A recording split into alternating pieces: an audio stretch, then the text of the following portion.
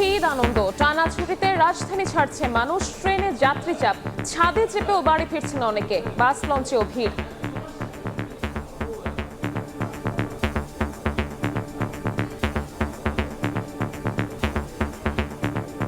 প্রায় 8 মাস পর যাচ্ছি, ঈদের আনন্দটা শুরু হয়েছে। শুধু আমি একা বসতে পেরেছি। টিকিট পাওয়ার থেকে আসলে ঈদের আনন্দ শুরু। জি ভাই, ঝুঁকি নিয়ে যাচ্ছে ভাই, কিছু করার নাই ভাই।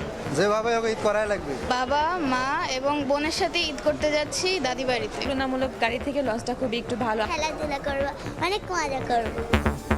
গণপরিবহনে হবে না জ্বালানি সংকট, বাড়তি ভাড়া নিলে কঠোর ব্যবস্থার হুঁশিয়ারি মন্ত্রী। সেখানে নির্ধারিত করা ভাড়া সমস্ত জায়গায় আপনাদের সামনে টানিয়ে দেওয়া হয়েছে। কেউ এর চেয়ে বেশি ক্লেম করলে সেখানে যদি কেউ কমপ্লেন করে সাথে সাথে ব্যবস্থা নেওয়া হচ্ছে। গণপরিবহনে ফুয়েলের কোনো ঘাটতি স্বল্পতা নেই। দেখছিলেন প্রধান শিরোনাম। দুপুরের সময়ের সঙ্গে আছি আমি শবনব নিবিড়। এবার অন্যান্য শীর্ষ সংবাদ। সরকার গঠনের প্রথম মাসেই প্রতিশ্রুতি পূরণের চমক, প্রধানমন্ত্রীর উদ্যোগে খুশি সাধারণ মানুষ। প্রকল্পে স্বচ্ছতা নিশ্চিতের তাগিদ, সব দলকে সহযোগিতার পরামর্শ। ঈদ উল ফিতরের প্রধান জামাতের জন্য প্রস্তুত হচ্ছে জাতীয় ঈদগাহ, চলছে সাজসজ্জা। পুরাতন বাণিজ্য মেলার মাঠে হবে উত্তর সিটির কেন্দ্রীয় জামাত, হবে না র্যালি। মশার কারণে আমরা না ঘুমাইতারি না খাইতারি, কামড়াইলের সাথে সাথে গুড়ার মতো হয়ে যায়। মনে করেন মশা পারে না, আলগায় নিয়ে যায়। মশায় অতিষ্ঠ রাজধানীবাসী, বর্ষায় পরিস্থিতি আরও নাজুক হওয়ার শঙ্কা, নিয়ন্ত্রণে তৎপরতা না থাকার অভিযোগ, মানতে নারাজ 2 সিটি কর্পোরেশন। লারিজানির হত্যার প্রতিশোধ নিতে ইসরায়েল জুড়ে ব্যাপক হামলা, ইরাক, কুয়েত, আমিরাতের মার্কিন স্থাপনায় আক্রমণ, ইরান লেবাননে তেল আবিবের আঘাত।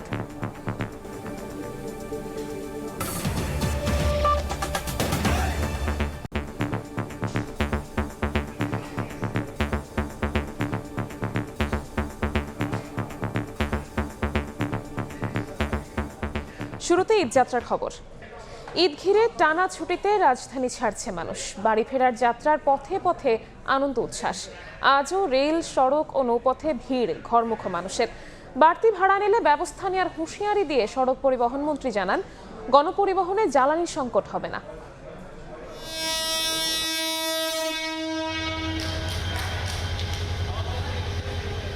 বাড়ির পানে ট্রেনের বাসি, শেকড় ফেরার এই আনন্দ যাত্রা লম্বা হুইসেল দেওয়ার সঙ্গে সঙ্গে শুরু। ট্রেন জুড়ে যাত্রীদের মাঝে বাঁধ ভাঙা উচ্ছ্বাস। প্রিয়জনের সঙ্গে ঈদ আনন্দ ভাগাভাগি করতে বুধবার ভোর থেকেই কমলাপুরে উপচে পড়া ভিড়। উত্তরবঙ্গগামী ট্রেনে ছিল না 3 ধরনের ঠাঁই, বগিতে ঢুকতে না পেরে ঝুঁকি নিয়ে ছাদে ওঠেন অনেকেই। তবে পূর্বাঞ্চলের ট্রেনে উল্টো চিত্র, ভিড় না থাকায় স্বস্তি নিয়েই বাড়ির পথে ছুটছেন এ পথের যাত্রীরা। এদিনও যথাসময়ে ছেড়ে গেছে প্রতিটি ট্রেন। সদরঘাট লঞ্চ টার্মিনালেও ছিল ভিড়, প্রতিটি লঞ্চ ছেড়েছে যাত্রী বোঝাই হয়ে। স্বস্তির যাত্রায় খুশি ঘরমুখ মানুষেরা। সড়ক পথেও বেড়েছে যাত্রী চাপ, রাজধানীর বিভিন্ন বাস টার্মিনালে বাড়তি ভাড়া নেওয়ার সঙ্গে যোগ হয়েছে টিকিট না পাওয়ার অভিযোগ। গাবতলী বাস টার্মিনাল পরিদর্শন করে বাড়তি ভাড়া নিলে ব্যবস্থার হুঁশিয়ারি দেন সড়ক পরিবহন ও সেতু মন্ত্রী। ঈদযাত্রা নির্বিঘ্ন করতে সর্বোচ্চ ব্যবস্থা নিয়েছে সরকার। আসিফ মোহাম্মদ সিয়াম, সময় সংবাদ, ঢাকা। ঈদযাত্রার আরও খবর জানাতে কমলাপুর রেল স্টেশনে আছেন সহকর্মী নাজমুস সালেহি, কল্যাণপুরে রায়দুল ইসলাম শুভ, সদরঘাট লঞ্চ টার্মিনালে সানবীর রূপল। সরাসরি শুরুতে যাচ্ছে রূপলের কাছে। রূপল,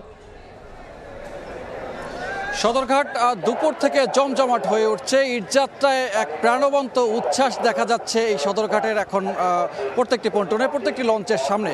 এখনো পর্যন্ত সকাল থেকে 46টি লঞ্চ এই সদরঘাট থেকে 37টি রুটের বিভিন্ন গন্তব্যে ছেড়ে গেছে এবং 54টি লঞ্চ এই পন্টনে এসে ভিড়েছে এবং যেগুলো এখন যাওয়ার অপেক্ষায় আছে। এছাড়াও আগে থেকেই পন্টনে বেশ কিছু লঞ্চ অপেক্ষা করছিল বিভিন্ন গন্তব্যে ছেড়ে যাওয়ার উদ্দেশ্যে, সেই লঞ্চগুলোও আছে।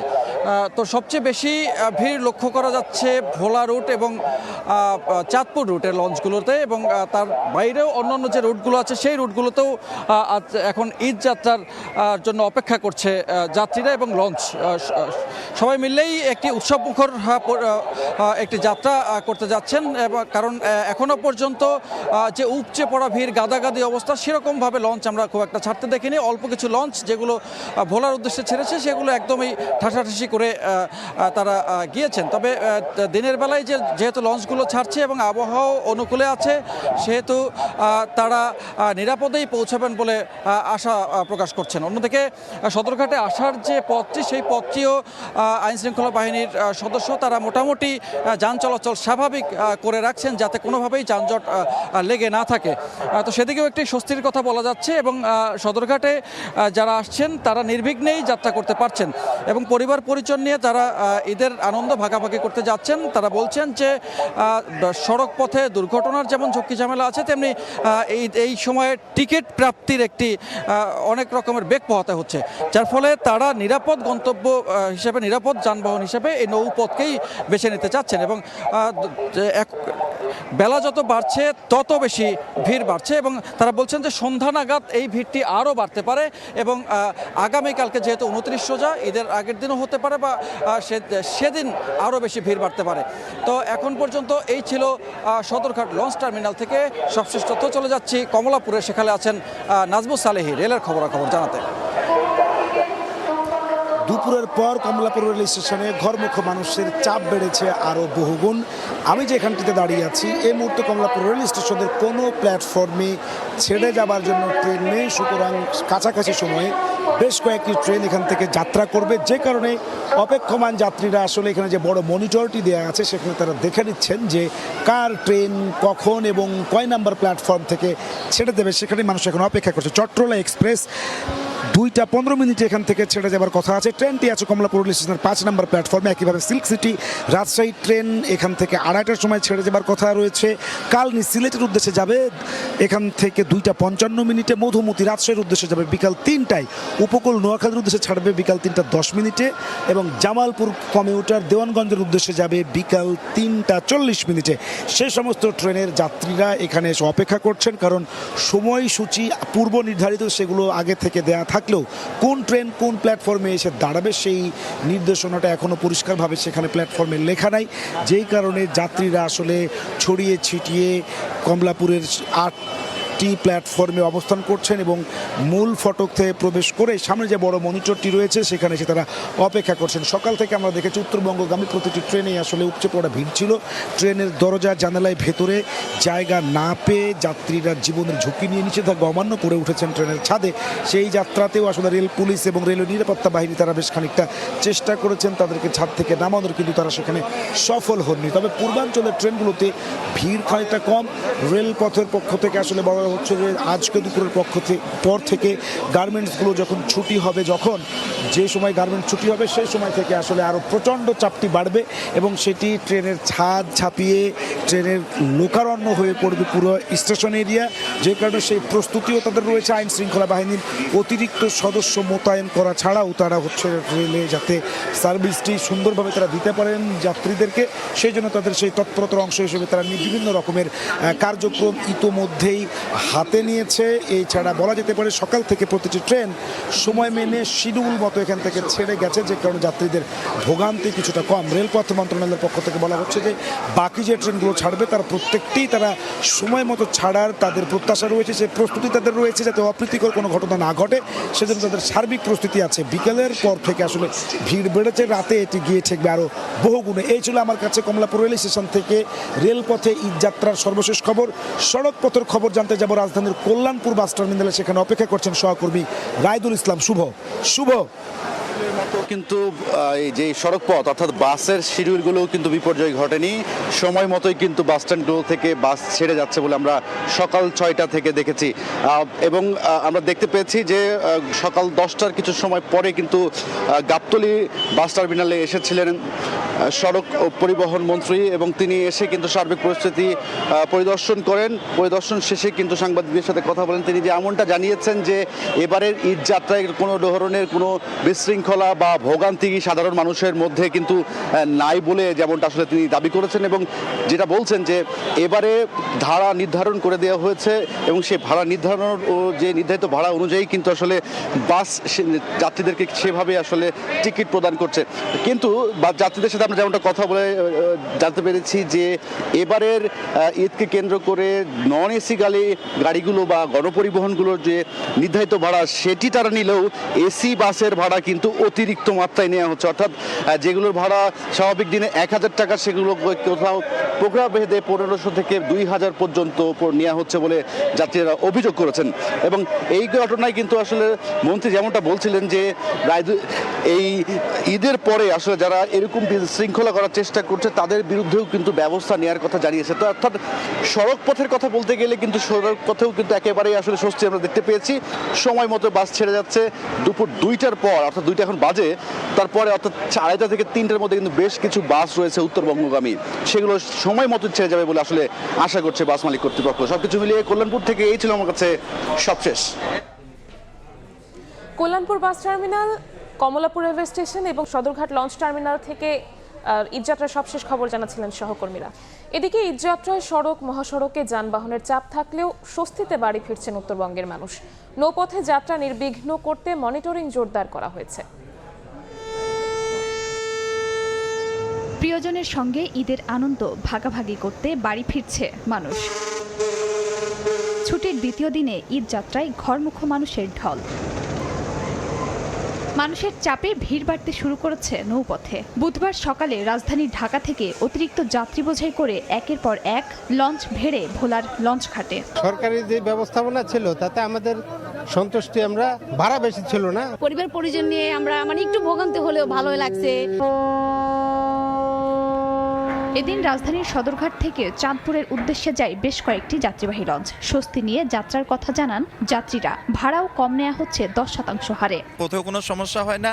হালকা যদিও সিএনজি স্টেশন ওখানে একটু জ্যাম ছিল, কিন্তু পরক্ষণে আবার সার্বিক সহযোগিতার কারণে অতি তাড়াতাড়ি আমরা আসতে পারছি। যাত্রী থাকা সাপেক্ষে আমরা পর্যাপ্ত পরিমাণ লঞ্চ আছে এবং যাত্রীরা ভালোভাবে যাতায়াত করছে। এদিকে সড়ক পথেও স্বস্তি। পদ্মা সেতু অতিক্রম করে স্বাচ্ছন্দ্যে বাড়ি ফিরছেন লাখো মানুষ। মুহূর্তেই উত্তাল পদ্মা নদী পার হচ্ছেন সড়ক ও রেলপথে। দুটি লেনে চলন্ত অবস্থায় টোল দেয়া যাচ্ছে। ঈদযাত্রা নির্বিঘ্ন করতে মনিটরিং জোরদার করা হয়েছে। পদ্মা সেতুর কারণে আমরা অনেক আগে যেতে পারতেছি। প্রথমবারই যাচ্ছি, বের পরে খুবই ভালো লাগছে। পিকআপে যাত্রীর সংখ্যা খুবই কম, আমরা দেখা মাত্র এদিকে আটকে ফেলতেছি।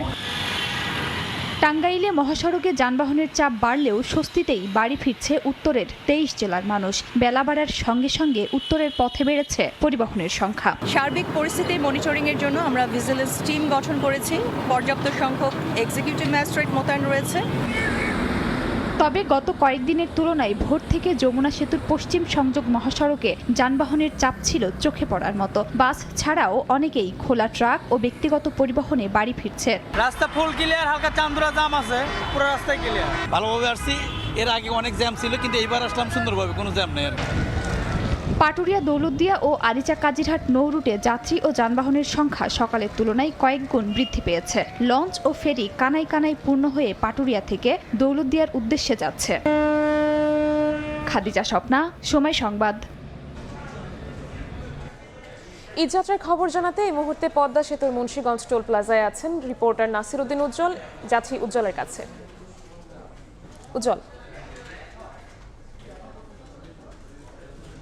ঈদযাত্রায় কিন্তু দক্ষিণাঞ্চলে মানুষ যেমন পদ্মা সেতু হয়ে পার হচ্ছেন, একই সঙ্গে কিন্তু ঢাকা চট্টগ্রাম থেকেও এই শীতলক্ষা 3 সেতু হয়ে মুক্তারপুর সেতু হয়ে পদ্মা সেতুর সঙ্গে যুক্ত হচ্ছেন। পথে পথে কিন্তু আনন্দ উৎসবের মধ্যে ঈদযাত্রায় স্বাচ্ছন্দ্যের লোকজন পার হচ্ছে এবং পদ্মা সেতুতে এই এখন পর্যন্ত দুপুর 1টা পর্যন্ত কিন্তু পার হয়েছে 20,700 বেশি যান এবং সেখান থেকে কিন্তু টোল আদায় হচ্ছে 2,58,00,000 লাখেরও বেশি। এবং পদ্মা সেতু কর্তৃপক্ষ বলছেন যে এখানকার যে এই যাত্রী যারা রয়েছেন দক্ষিণে যাচ্ছেন তাদেরকে স্বাচ্ছন্দ্যে পার করার জন্য কিন্তু নানা রকম পদক্ষেপ নেওয়া হয়েছে। এর মাঝে কিন্তু যে মুক্তারপুর সেতু, শীতলক্ষা 3 সেতু সহ এক্সপ্রেসওয়ে যে নিমতলা পয়েন্ট, প্রত্যেকটি পয়েন্টে কিন্তু চেকপোস্ট সহ নানা রকম ট্রাফিক ব্যবস্থা রাখা হয়েছে। সে কারণে কিন্তু পদ্মা সেতুতে যানবাহনগুলোকে প্রবেশ করতে কোনো বাধা বিঘ্ন হচ্ছে না। একই সঙ্গে কিন্তু এখানকার যে সিসি ক্যামেরাগুলো রয়েছে, সিসি ক্যামেরা দিয়ে মনিটর করা হচ্ছে এবং দক্ষিণের পথে যে মাইক্রোবাস, ট্রাক এবং প্রাইভেট কার, একই সঙ্গে যে মোটর সাইকেলের বহর যাচ্ছে, সে কারণে কিন্তু বুথ বাড়িয়ে দেওয়া হয়েছে এবং বুথ বাড়িয়ে দেওয়ার কারণে কিন্তু জটলা থাকছে না। মাঝে মাঝে লম্বা লাইন হলেও কিন্তু আবার দ্রুত পার হয়ে যেতে পারছে। একই সঙ্গে নৌপথে যাচ্ছে এবং পদ্মা সেতু নিচ দিয়ে ট্রেনে করে কিন্তু দক্ষিণের পথে হাজার হাজার যাত্রী পার হচ্ছে। সবকিছু মিলিয়ে কিন্তু রাজধানী থেকে লাখো মানুষের ঢল নেমেছে এই যাত্রায় এবং তারা বলছেন যে নানা রকম ব্যবস্থার কারণে কিন্তু তারা নির্বিঘ্নে পার হতে পারছেন এবং পদ্মা সেতু হয়ে যে ট্রেনগুলো যাচ্ছে তারা বলছেন মাত্র 3 ঘন্টায় খুলনা পৌঁছানো যাচ্ছে, বেনাপোল পৌঁছানো যাচ্ছে। তারা ট্রেন সংখ্যা বাড়িয়ে দেওয়ার জন্য কিন্তু অনুরোধ জানিয়েছেন এবং বলছেন যে এই রাজধানী থেকে দক্ষিণের সঙ্গে যে ট্রেন নেটওয়ার্ক সেখানে ট্রেন সংখ্যা বাড়ালে কিন্তু ঈদযাত্রা আরো বেশি স্বাচ্ছন্দ্য হবে। এই ছিল এই ঈদযাত্রার সবশেষ। মুন্সিগঞ্জ থেকে ঈদযাত্রার সবশেষ খবর জানাচ্ছিলেন সহকর্মী নাসির উদ্দিন উজ্জ্বল। ঈদ উল ফিতরের প্রধান জামাতের জন্য প্রস্তুত হচ্ছে জাতীয় ঈদগাহ ময়দান। চলছে শেষ মুহূর্তের সাজসজ্জার কাজ। আগারগাঁওয়ে পুরনো বাণিজ্য মেলার মাঠে হবে উত্তর সিটি কর্পোরেশনের কেন্দ্রীয় ঈদ জামাত। তবে এবার আনন্দ র্যালি হচ্ছে না বলে জানান প্রশাসক। ঈদ উল ফিতর সামনে রেখে প্রস্তুত হচ্ছে জাতীয় ঈদগাহ। প্যান্ডেল নির্মাণ থেকে শুরু করে আলোকসজ্জা সবই চলছে জোরে সোরে। শেষ মুহূর্তের কাজ তদারকি করছে ঢাকা দক্ষিণ সিটি কর্পোরেশন ও সংশ্লিষ্ট দফতর। জাতীয় ঈদগাহে প্রধান জামাত সকাল 8:30টায় অনুষ্ঠিত হবে। অংশ নেবেন প্রধানমন্ত্রী সহ রাষ্ট্রের গুরুত্বপূর্ণ ব্যক্তিবর্গ। দক্ষিণ সিটি কর্পোরেশন বলছে এবার প্রায় 25,400 বর্গমিটারের ঈদগাহ ময়দানে নামাজ আদায় করতে পারবেন 35,000 মুসল্লি। আমাদের কাজ শেষ, আজকের মতে শেষ, কালকে টুকটাক থাকলে ওটা ক্লিয়ার করব। আজকে করলে আমাদের মোটামুটি শেষ, খালি থাকবে আপনি নিচের বিছনা কাপড় সাদা তেরপাল দিয়ে পরে সাদা কাপড় দেবো। ঈদগাহ মাঠের চতুর্পাশ সব সময় চেষ্টা করছি যে মশার থেকে কিভাবে এখানকার মানুষদের রক্ষা করা যায়, এমনকি আমাদের যতটুকু করার সাধ্যমতো আমরা সেই কাজগুলো এগিয়ে যাচ্ছি। এদিকে আগারগাঁওয়ের পুরনো বাণিজ্য মেলার মাঠেও চলছে ঢাকা উত্তর সিটি কর্পোরেশনের কেন্দ্রীয় ঈদ জামাতের প্রস্তুতি। মাঠ পরিদর্শন শেষে ডিএনসিসি প্রশাসক জানান সকাল 8টায় অনুষ্ঠিত হবে ঈদের জামাত। 10,000 পুরুষ ও 600 নারীর নামাজের ব্যবস্থার পাশাপাশি অতিরিক্ত মুসল্লি হলে তাদের জন্য বিকল্প ব্যবস্থা রাখা হবে। বৃষ্টি হলে সেই ব্যাপারে আমরা প্রস্তুতি নিয়ে রেখেছি যাতে নামাজ আদায় করতে গিয়ে কোনো মুসল্লিদের কোনো বিঘ্ন না ঘটে। আর মহিলাদের জন্য আমরা পাশে 500 থেকে 600 মহিলা বোনেরা যাতে নামাজ আদায় করতে পারে সেই ব্যবস্থা আমরা করেছি। সব মিলে এখানে 10,000 একসাথে নামাজ আদায় করতে পারবে। তারপরেও যদি আমাদের এক্সট্রা ব্যবস্থা আছে, সিসিটিভি ক্যামেরা স্থাপন সহ নিরাপত্তা ব্যবস্থা নিশ্চিত করা হয়েছে বলেও জানান প্রশাসক। তবে এবার উত্তর সিটিতে গতবারের মতো থাকছে না কোনো আনন্দ র্যালি। এখানে কোনো মেলা হবে না, এখানে কোনো আনন্দ শোভাযাত্রা হবে। তাসলিম তৌহিদ, সময় সংবাদ, ঢাকা। ঈদ যতই ঘনিয়ে আসছে রাজধানীতে জমজমাট হচ্ছে বিপণী বিতানগুলো। এই মুহূর্তে রাজধানীর নিউ মার্কেট এলাকায় আছেন সহকর্মী সাইফুল ইসলাম। সরাসরি যাচ্ছি তার কাছে। সাইফুল,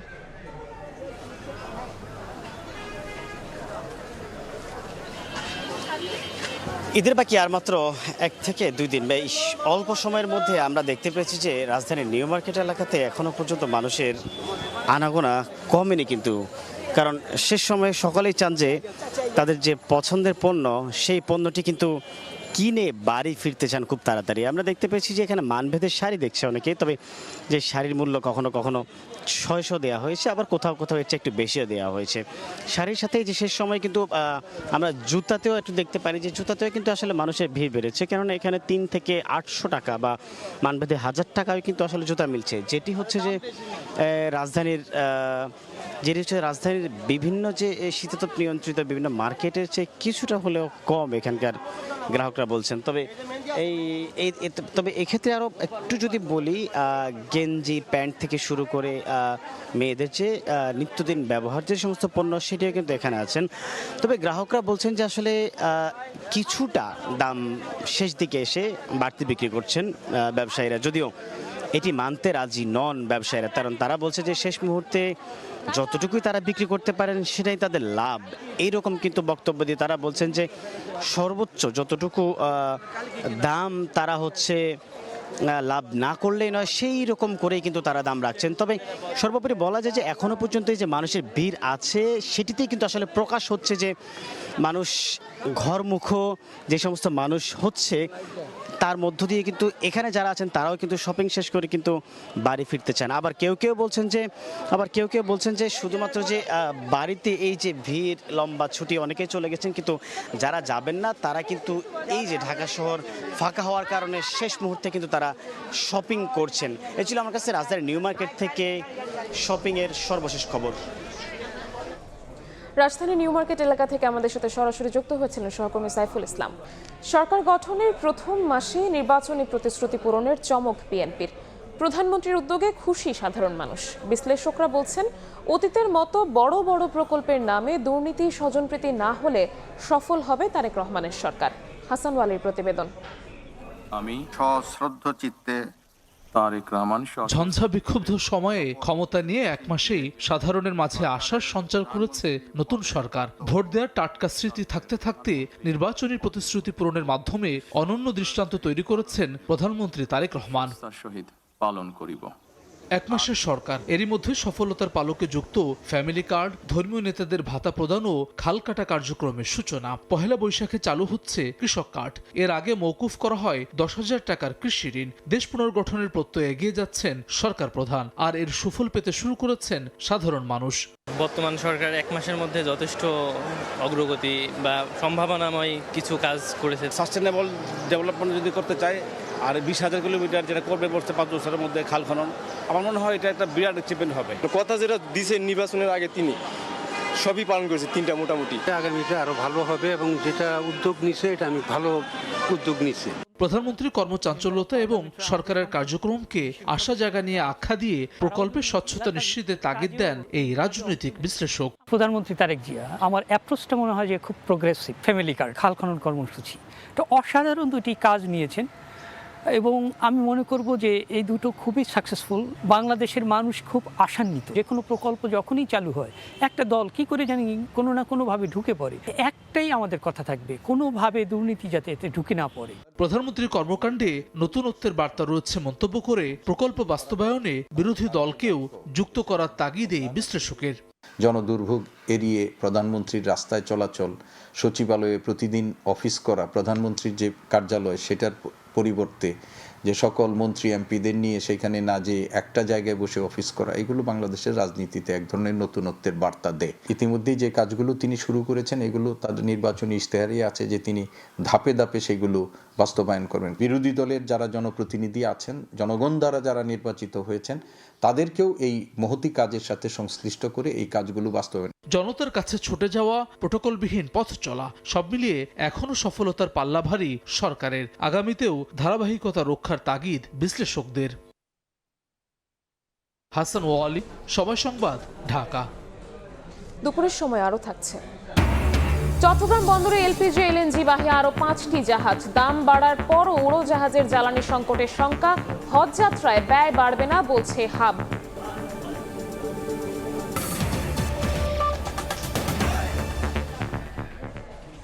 জাতীয় সংসদ ভবনের দক্ষিণ প্লাজায় চাঁদপুর 3 আসনে বিএনপির সাবেক সংসদ সদস্য জিএম ফজলুল হকের জানাজা অনুষ্ঠিত হয়েছে। এতে যোগ দিয়ে স্পিকার হাফিজউদ্দিন আহমদ বলেন, পতিত সরকারের আমলে সংসদ চত্বরে বিএনপির অনেক এমপির জানাজা করতে দেয়া হয়নি।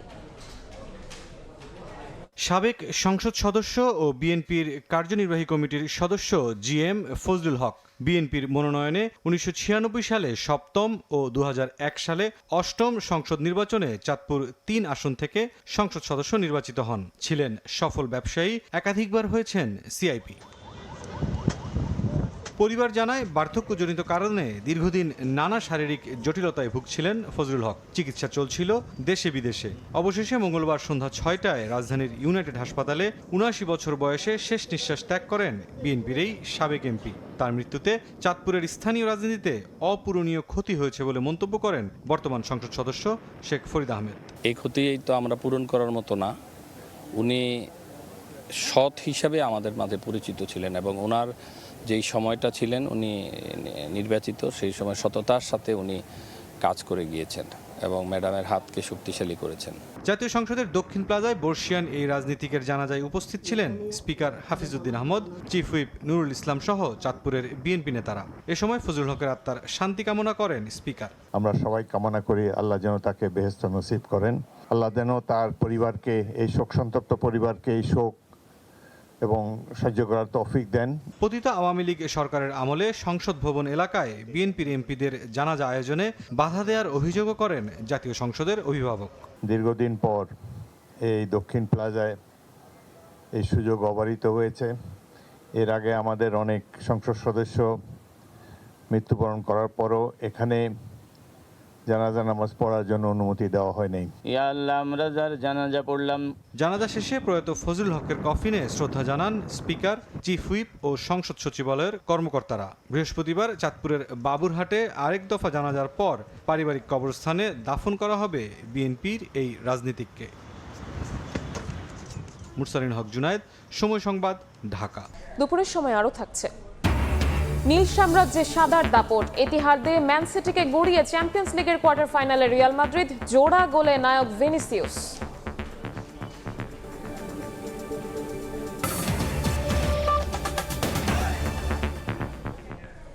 মশায় অতিষ্ঠ রাজধানীবাসী, আসছে বর্ষায় পরিস্থিতি আরও নাজুক হওয়ার শঙ্কা নগরবাসীর। মশক নিধনে 2 সিটির তেমন তৎপরতা নেই বলে অভিযোগ এলাকাবাসীর। ওয়ার্ডে ওয়ার্ডে নিয়মিত স্প্রে করার দাবি ঢাকা দক্ষিণ সিটির। মশা নিয়ন্ত্রণে নিজেদের গাফিলতি মানতে নারাজ ঢাকা উত্তর সিটি। ওমর ফারুকের তোলা ছবিতে তানভীর হাসান মেঘের রিপোর্ট। মশালাইকে বইতে পারি না, মশালাই বাথরুম পর্যন্ত করতে পারো না, এত মশা এই দেশে বাড়ি গেছে। বাতের সাথে মুখেও ঢুকতেছে, এমন অপরিস্থিতি হয়। সামান্য জমে থাকা পানিতে জন্ম নিচ্ছে লার্ভা। ধ্বংসে সিটি কর্পোরেশনের তেমন কোনো তৎপরতা নেই।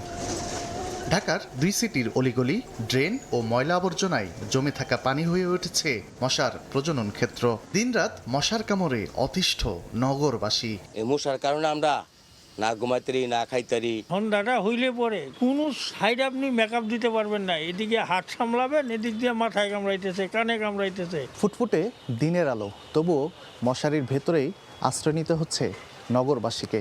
মশার উৎপাত এতটাই বেড়েছে যে স্বস্তিতে একটু বিশ্রাম নিতে হলেই ভরসা করতে হয় এই মশারির উপর। মশা নিধনে এখনই ব্যবস্থা না নিলে আসছে বর্ষা মৌসুমে উপদ্রব বাড়বে কয়েক গুণ। যখন বাসাটা খালি থাকে, যখন মানুষজন থাকে না, তখন মশাটা এখানে বাসা বাঁধে। মনে হয় বর্ষার সময় বাতাসে সে মশার পরিমাণই বেড়ে যাবে। মশা মারার ওষুধের কার্যকারিতা নিয়ে প্রশ্ন থাকলেও দক্ষিণ সিটির দাবি ল্যাব টেস্টে সব ঠিক আছে। ওয়ার্ডে ওয়ার্ডে নিয়মিত স্প্রে করার দাবি করলেও বাস্তবতা ভিন্ন। এটা কখনোই হবে না যে মাসখানেক ধরে যায়নি। 3 দিন 4 দিন, কোন কোন এলাকা দেখা যায় একটু 7 দিন হয়, যেটা একটু বড় এলাকা। ওষুধগুলো নিয়ে পরীক্ষা করা হয়েছে, 2টা স্যাম্পলেরই ইফিকেসি 100% আসছে। মশা নিয়ন্ত্রণে জলবায়ু পরিবর্তন ও দুর্বল বর্জ্য ব্যবস্থাপনাকে চ্যালেঞ্জ মনে করলেও কর্মীদের গাফলতি মানতে নারাজ উত্তর সিটি। মসকিউটোর এই ব্রিডিংটা এবং মসকিউটোর বেড়ে ওঠা, এটা জলবায়ুর উপরে, আবহাওয়ার উপরে অনেকাংশেই নির্ভরশীল। চলতি অর্থ বছরে মশক নিধনে প্রায় 100 কোটি টাকার বরাদ্দের মধ্যে প্রায় 40 কোটি টাকা ব্যয় করেছে উত্তর সিটি। আর দক্ষিণে প্রায় 46 কোটি টাকার মধ্যে কত খরচ হয়েছে তা জানেনই না প্রধান স্বাস্থ্য কর্মকর্তা। তানভীর হাসান মেঘ, সময় সংবাদ, ঢাকা।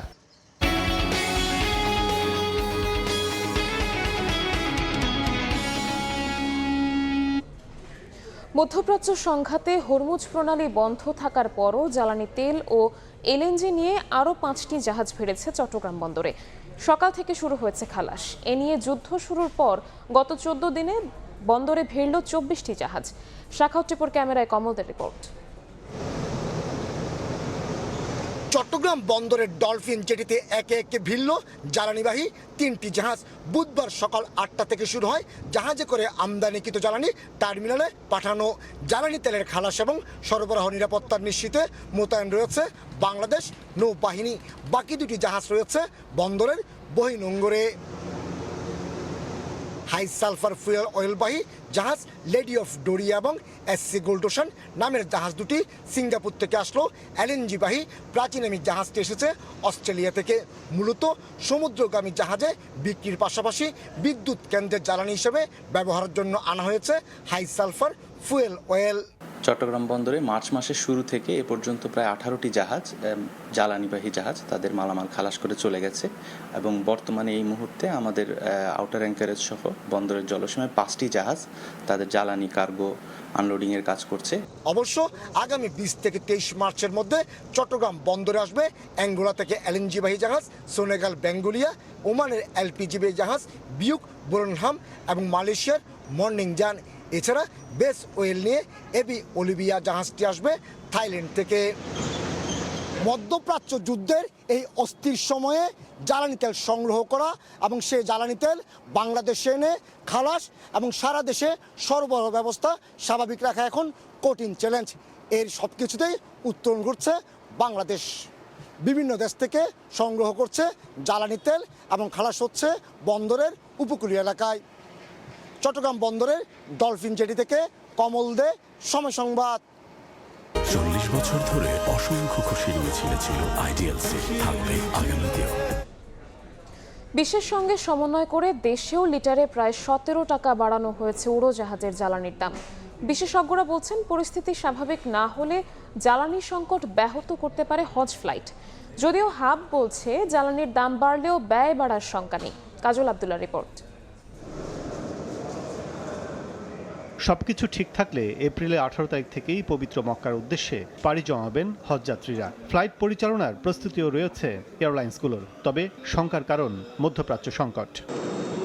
যুক্তরাষ্ট্র, ইসরায়েল, ইরান যুদ্ধে নিরাপত্তাজনিত কারণে প্রতিদিনই বাতিল হচ্ছে শত শত ফ্লাইট। চ্যালেঞ্জ তৈরি করেছে জ্বালানি সরবরাহে। সহসাই পরিস্থিতি স্বাভাবিক না হলে নির্ধারিত সময়ের হজ ফ্লাইট পরিচালনায় ব্যাঘাত ঘটবে বলছেন বিশেষজ্ঞরা। প্রেডিক্ট করতে পারছি না কালকে কি হবে, পরশুদিন কি হবে আমরা জানি না, বাট হ্যাঁ একটা বিপর্যয়ের মধ্যে যে আছি সেটা আমরা সবাই জানি।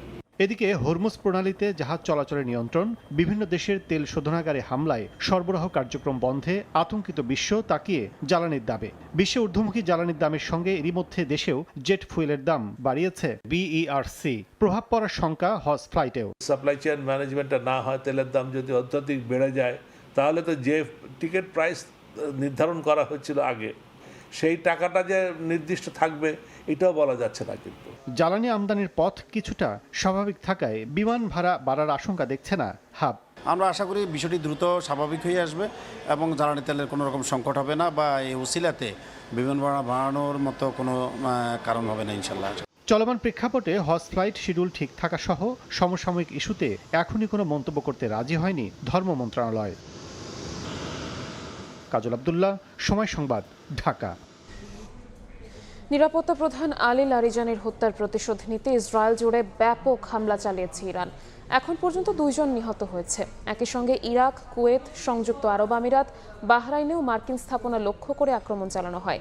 ইরান ও লেবাননের বিভিন্ন স্থানে হামলা অব্যাহত রেখেছে ইসরায়েল। শিগগিরই ইরানের বিরুদ্ধে যুদ্ধ থেকে যুক্তরাষ্ট্র বেরিয়ে আসবে বলে জানিয়েছেন ডোনাল্ড ট্রাম্প। দিন গড়ানোর সঙ্গে সঙ্গে আরও বিধ্বংসী হয়ে উঠছে ইরান। ইরাকের বাগদাদের মার্কিন দূতাবাসে ড্রোন হামলা চালিয়েছে ইরান। কুয়েতের আলী আল সালেম বিমান ঘাঁটি, সংযুক্ত আরব আমিরাতের ফুজাইরা এবং ইরাকে ইরবিলেও হামলা চালানো হয়েছে। ইরানের ইসলামী বিপ্লবী গার্ড বাহিনী 59তম ধাপের হামলা সম্পন্ন করেছে। এই হামলার মূল লক্ষ্যই ছিল ইসরায়েলের বেত শামস, তেল আবিব ও দখলকৃত জেরুজালেমের বিভিন্ন এলাকা। ইসরায়েলের শীর্ষ নিরাপত্তা কর্মকর্তা আলী লারিজানি ও বাসিজ কমান্ডার গোলাম রেজা সোলেইমানের মৃত্যুর খবর নিশ্চিত করেছে তেহরান। এনে সন্তুষ্টি প্রকাশ করেছেন ইসরায়েলের প্রধানমন্ত্রী বেনিয়ামিন নেতানিয়াহু। বলেন, ইরানের সাধারণ মানুষ তাদের মৃত্যু উদযাপন করছে। ইরানের শীর্ষ সামরিক ও নিরাপত্তা কর্মকর্তাদের যে কোনো জায়গায় যে কোনো সময়ে হত্যার হুঁশিয়ারি দিয়েছে ইসরায়েলের সেনাবাহিনী। একই সঙ্গে লেবাননে হিজবুল্লাহকে লক্ষ্য করে হামলা চালিয়ে যাচ্ছে নেতানিয়াহু বাহিনী। এতে বেশ কয়েকজন হতাহত হয়েছেন। জবাবে ইসরায়েলও ব্যাপক হামলা চালিয়েছে লেবাননের সশস্ত্র গোষ্ঠী হিজবুল্লাহ। ইসরায়েলের উত্তরাঞ্চলের নাহারিয়ায় হিজবুল্লাহর আক্রমণে বেশ কয়েকটি আবাসিক ভবন ক্ষতিগ্রস্ত হয়েছে। ইরানের পররাষ্ট্রমন্ত্রী আব্বাস আরাকচি জোর দিয়ে বলেছেন, কোনো একক নেতা বা কর্মকর্তার হত্যা দেশের ব্যবস্থাকে নাড়িয়ে দিতে পারবে না। আল জাজিরাকে সংক্ষেপে দেয়া সাক্ষাৎকারে আরাকচি বলেন, ইরানের শাসন ব্যবস্থা এতটাই স্থিতিশীল যে সর্বোচ্চ নেতা আয়াতুল্লাহ আলী খামেনির মৃত্যুর পরও তা ভেঙে পড়েনি। এদিকে খুব দ্রুতই যুদ্ধ থেকে সরে আসার কথা জানিয়েছেন মার্কিন প্রেসিডেন্ট ডোনাল্ড ট্রাম্প। ওভাল অফিসে ট্রাম্প বলেন, যুক্তরাষ্ট্র ইসরায়েল যৌথ অভিযানে ন্যাটো দেশগুলো সমর্থন জানালেও তারা সরাসরি অংশ নিতে আগ্রহী নয়। আমরা খুব শিগগিরই ইরান যুদ্ধ থেকে সরে আসব, খুবই নিকট ভবিষ্যতে আমরা সরে যাব, কিন্তু এই মুহূর্তে তাদের সব দিক থেকেই ধ্বংস করে দেওয়া হয়েছে এবং আবারও বলছি, মধ্যপ্রাচ্যের দেশগুলো থেকে আমরা দারুণ সমর্থন পেয়েছি, কিন্তু ন্যাটোর কাছ থেকে কার্যত কোনো সমর্থনই পাইনি। ট্রাম্প সব দেশকে আহ্বান জানান হরমুজ প্রণালীকে নিরাপদ করতে, যেটিকে ইরানের ক্ষেপণাস্ত্র, ড্রোন ও মাইন ব্যবহার করে ট্যাঙ্কার চলাচল ব্যাহত করছে। মালিহা সুহরওয়ার্দী, সময় সংবাদ। ইউএফএ চ্যাম্পিয়ন্স লিগের খবর। এতিহাদেও আধিপত্য ধরে রেখেছে রিয়াল মাদ্রিদ। রাউন্ড অফ 16-এর দ্বিতীয় লেগে ম্যানচেস্টার সিটিকে 2-1 গোলে হারিয়েছে রিয়াল মাদ্রিদ। প্রথম লেগে 3-0-তে পিছিয়ে থাকা সিজনদের উপর ম্যাচের শুরু থেকেই চাপ সৃষ্টি করে রিয়াল। 20 মিনিটে স্বাগতিক অধিনায়ক বার্নার্দো সিলভার লাল কার্ডে পেনাল্টি থেকে ভিনিসিউসের গোলে লিড তুলে নেয় সফররতরা। প্রথমার্ধের 41 মিনিটে সিটিকে সমতায় ফেরান আর্লিং হল্যান্ড। পরে ম্যাচের যোগ করার সময় আবারও ভিনির গোলে 2 লেগ মিলিয়ে 5-1 ব্যবধানে এগিয়ে থেকে কোয়ার্টার ফাইনাল নিশ্চিত করে রিয়াল মাদ্রিদ। এ পর্যায়ে শীর্ষ সংবাদগুলো জানিয়ে দিচ্ছি আরও একবার।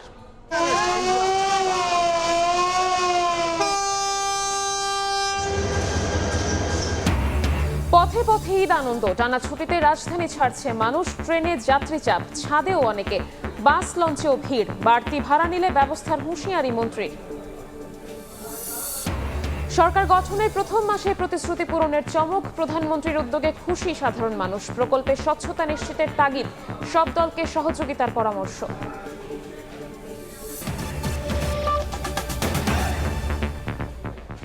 এ ছিল দুপুরের সময়। এরপর বিকেল 3টার সময় সংবাদ নিয়ে আসছে কিছুক্ষণ পরেই, সঙ্গেই থাকুন সময়।